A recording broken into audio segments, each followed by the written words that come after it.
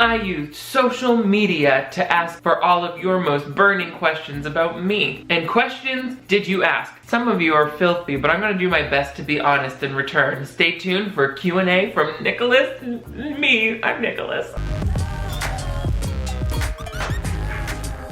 Before we get started today, I want to give a quick shout out to the sponsor of today's video, PremiumJane.com. Premium Jane is an online retailer for top quality CBD supplements and a whole selection of products that will help you get CBD wellness into your daily routine. If you follow me on social media or you like here on YouTube, I'll do reviews of CBD products because I love the benefits they give me when it comes to reducing anxiety and pain. And there are lots of other health benefits that a lot of people enjoy once they start incorporating these products into their life. But not all CBD is created equal, and that's why I'm really impressed by PremiumJane.com because all of their products follow the same clean CBD principles, including 100% USA organic hemp. Premium Jane actually has a zero tolerance on toxins. They never include artificial anything in their products, and they use all natural extraction methods. All of their CBD is full spectrum. That means it uses the best parts of the hemp plant. The gummies are great to take every day just for a quick little dose of CBD wellness. Check out the link in the description below if you want to shop PremiumJane.com yourself. Also use the code NICK, N-I-C-K, to save 20%. That's a really good discount, and it'll help support this channel. Thank you again to PremiumJane.com for sponsoring today's Q&A. Now, let's get into the tea. Hello, television viewers. My name is Nick. Thank you so much for joining me once again on my channel for a question and answer session for the ages. I put a question here out on my community page on YouTube as well as on my Instagram stories, just asking you guys to influx me with your most pressing questions. I said I would answer anything, whether it's about skincare, health, beauty, personal life, whatever. Let's see what you guys came up with. But first, make sure you give this video a big thumbs up if you want to see even more get to know me question and answer videos like this. But most importantly, click subscribe if you're new to my channel or if you've been watching for a while. That way you never miss new videos from me. I upload 2 new ones every week. You can turn on the notifications to get updated right away so that you're the first to say hi. I was gonna give a shout out to everybody who asked these questions, but sometimes people ask the same question multiple times, so let me just answer these questions that I have copied. I'm not gonna try to read all your usernames because that makes me sound crazy, but I'll type out the question here for you. What made you decide to have a YouTube channel? P.S. Love your style. Oh, I love your style. So I first started my YouTube channel as a kid. You won't find those videos necessarily online right now, but my YouTube channel was started back when YouTube was just becoming a thing. I saw some of those early YouTubers like Jenna Marbles get really famous, and my goal was never to be like a YouTuber. At that time, I think I wanted to be like a pop star. I was like, what if I'm like Lady Gaga, but the male Lady Gaga? So I was trying to learn how to make pop music and things like that. And I thought vlogging on YouTube would be a great way to build an audience to listen to my music. So I was doing vlogs in New York City. I was like, listen, I'm living in New York. I have like no expenses because of student loans. So it seemed like a great time where it was like peak free time and most interesting setting of my life ever. So that's when I started the YouTube channel, but kind of fell off with it towards the later years of college. And then when I started it up again this time, it was because, well, I had again some more time at home because I was working from home, and I was building content for these other brands, and I wanted to make my own brand, you know, like I wanted to put out content that no boss was telling me exactly how to do it. It was like I was in creative control, so it gave me a lot of freedom of expression in that way. And once I started meeting you guys and getting, you know, some people to watch and comment, it made it even more validating. I was like, all right, now we can keep doing this just because it's fun, it's gratifying, and people are connecting. Thank you, Do You Need Me Do, for answering that question. See, it's hard when I say the names. I can't say it without laughing. Do you need me do? Kate asks, what do your friends and family think about your videos? That's a fun question. They all get into it. My family, my sisters and my mom and my dad, they watch my videos. Most of my close friends will watch them sometimes. I know that a lot of my friends, I mean, I don't expect everybody in my life to watch these videos because watching YouTube videos isn't everybody's thing. A lot of the people I know love watching TV. I just watch YouTube all day long, but they totally support me. I remember my friend at the time when in like 2016, when I started posting regularly again in the way that I do now, I was telling my friend about it and he was like, why? And I was just like, well, I think think I could be good at it and I like the work. And so definitely they started to see that this was something that I was actually going to put consistent effort into. It felt like a risk the first time I started posting videos on my personal Instagram account, because I kept my YouTube really separate from my Facebook and my Instagram for a period of time, just being like, 300 people following me on Instagram won't care. But eventually I started merging it all together and being, you know, cohesive with all of it, because it's just like, hey, if you Google my name, this is what you're gonna see anyway, so why not just own it and be proud of it? So I think in that way, people totally really kind of had no choice but to be like, all right, cool, yeah, he's doing it. I get certain results with it, but the main thing I get is a lot of personal satisfaction out of it, so they're all supportive. Oh, one story though, I do remember my friend Perry, I just posted a toy commercial commentary video where I had lipstick smeared all over my face and I was doing some crazy character, and he called me after he saw it and he was like, you're really crazy, you know that? And I could tell that he was a little mortified for me, but I was like, yeah, I don't know what to tell you, okay? What would you do if you knew you had a single day to live? Ooh, this question always has such an ominous undertones, don't you think? It's like, why am I gonna die? Who's gonna kill me? Is it the end of the world? But I think I have a pretty close circle of friends and family around me, so I feel like I would know exactly who I would want to surround myself with. So I'd probably just spend my day with those people, eating really good food, like having a really nice get-together, a little bit type of thing. Maybe that's boring. I wouldn't want to run around all day trying to do bucket list stuff, because like I'm gonna be waiting in line at a theme park all day. No thanks. What are your goals for 2020? Excellent question. I want to know what your goals for 2020 are as well, so please let me know in the comments below. As for me, I want strength training to be one like physical goal, I would say. I love running, but I think when I'm using my kettlebell consistently in the evenings, I like the tone that I get in my muscles and the balance and the stability that I feel from it. So I think rounding out my fitness with a little bit more of the strength training would be good. What else? Oh, I want to launch a Patreon and some merch in 2020. I have some things in the works, so I won't spoil it yet, but I'm really excited to kind of build out certain parts of my content offerings to give people different ways to connect. Look, I bought stuff from Fenty Beauty on Black Friday, and now I have it. Ooh, so shiny this mirror is. Oh, I'm gonna take an Instagram picture in this light because it's like so dreamy. What else? I think I just want to keep making videos that more people can see so that we can keep growing as a community. That's kind of it for me. All in all, my goal is just to be happy and healthy, continue making the best choices for me, and following my true self to authenticity and the pathway to enlightenment.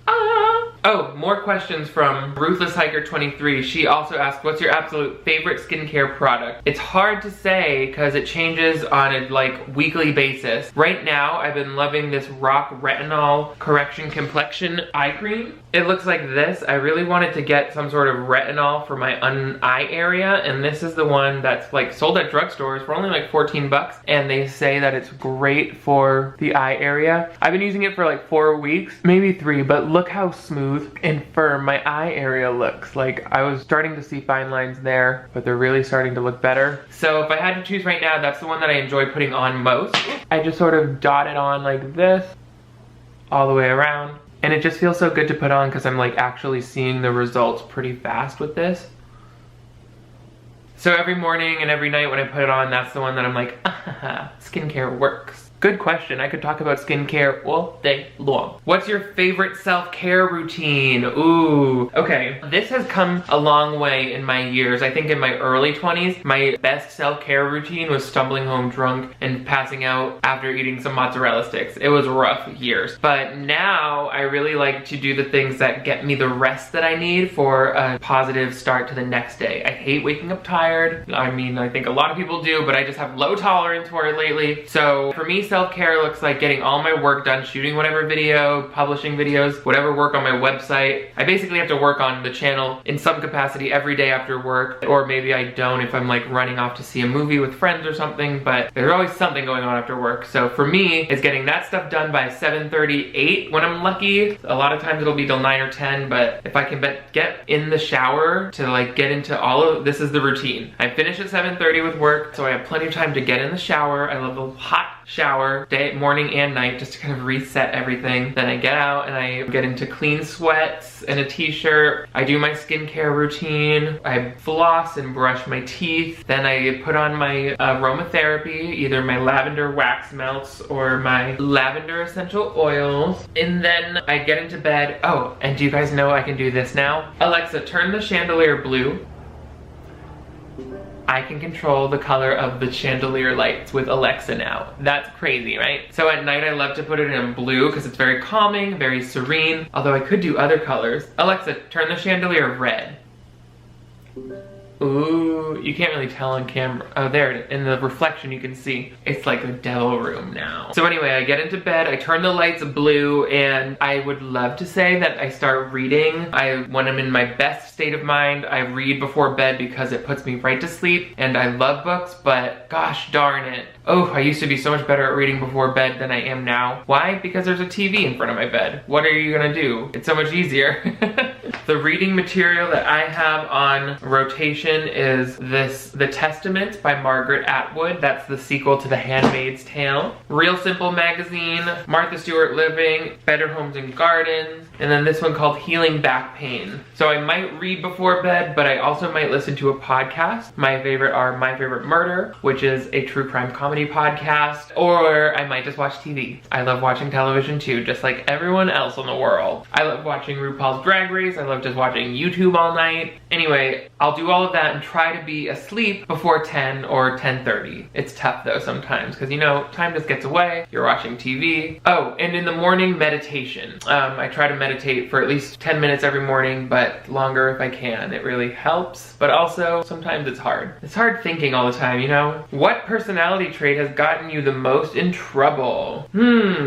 Great question. Today I want to say that the answer is passion, or yeah, just passion, I would say. I think I become really passionate sometimes, and I have a tendency to find my words very quickly so I can express myself at sort of a rapid pace, and I can see how that might come on too strong in certain situations. I'm always very polite, but I feel like sometimes I have to take a breath before responding to things, because even though my reason for expressing myself might be completely valid, I have to recognize that, yes, but when you talk about it from a place of passion and excitement, people can receive it with that energy. It's not always necessary. But at the same time, I think that's what helps me come across really well on camera. I think that's why people can kind of feel like they can empathize with me. So it's a double-edged sword. I definitely see how it can be a strength and a weakness. Because also sometimes it's the opposite, where I feel like everyone can read everything that's on my mind. I feel like I'm an open book, and that's not always the case either. So I don't know. If you could time travel, when would you go? I will answer this question on the assumption that I will not cause a butterfly effect that will rupture the space-time continuum, because I've seen a lot of movies where that's the case. You know, if you touch a butterfly in 1920s, your whole life will explode and you won't exist when you move back to the future. I'll assume that that's not gonna happen, and I can just go into some other dimension where it's a different time. And I will say, I would love to go to,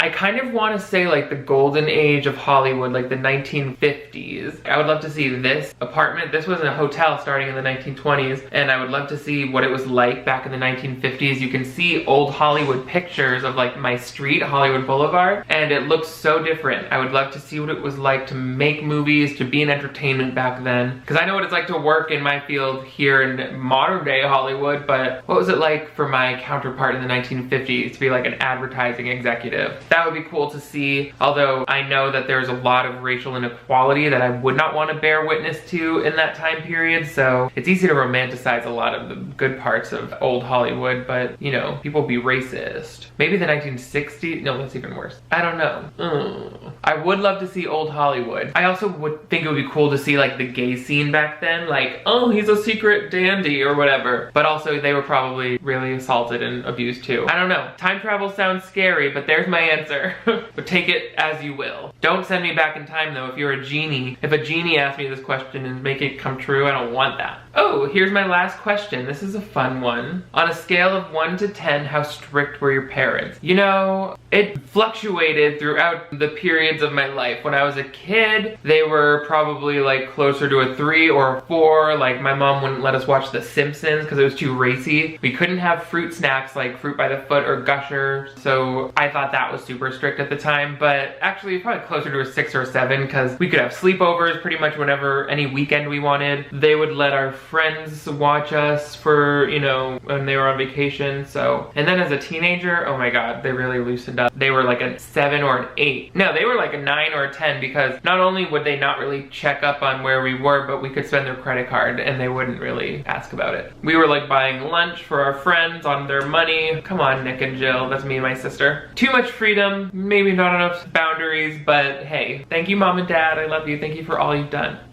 So that's a great place to wrap up, just with gratitude for my parents, for the great life they've given me. Are there any questions that I didn't answer that I should follow up to? Let me know in the comments below, I would love to answer them. Maybe I'll do a Q&A on my website or something like that. Let me know what tiers you would want to see or what benefits you would want to see if I did a Patreon. Yeah, what different kind of perks would you want? Also, let me know what kind of merch you might want to see. That's fun too. Anyway, thank you guys so much for submitting these questions. It was fun. A lot of you on Instagram stories just sent me emojis and said hi, so hi to you. But to everyone who asked questions, I so appreciate your participation. Make sure you give this video a big thumbs up if you want to see even more getting to know Nick DiRamio videos like this. But most importantly, if you're new to my channel, I'd love to have you click that subscribe button right down here. That way you never miss new videos from me. I upload 2 new ones every week. You don't want to miss it. Click subscribe. Thanks again to PremiumJane.com for sponsoring, and to all of you for getting to know me just a little bit better. You guys are all the greatest. I will see you next time.